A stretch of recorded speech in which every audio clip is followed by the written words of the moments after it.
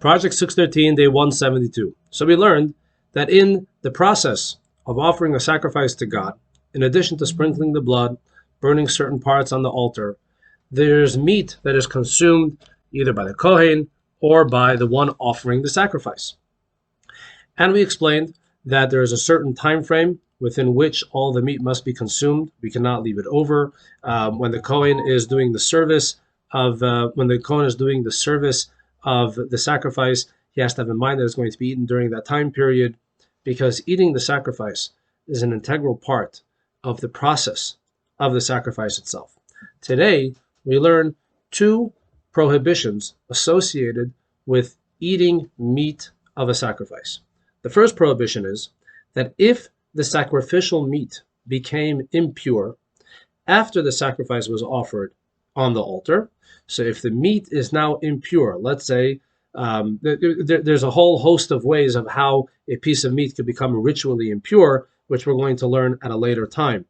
If that meat became ritually impure, the Kohen or the Jew that is meant to eat it is not allowed to eat this meat. That's one prohibition.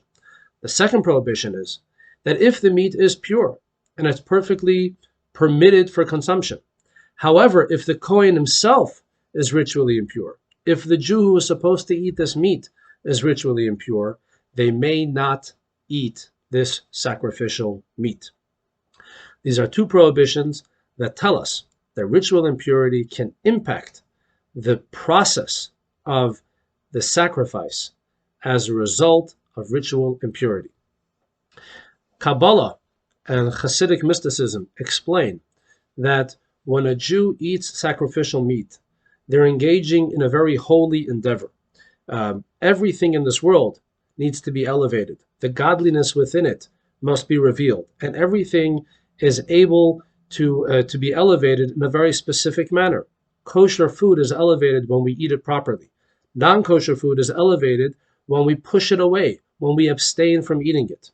And when it comes to the sacrificial meat, the process of offering the sacrifice in the Holy Temple prepares that meat to be on a higher spiritual level, so that a Jew can engage in eating that meat and achieve tremendous spiritual things, granted that it is still in a state of ritual purity.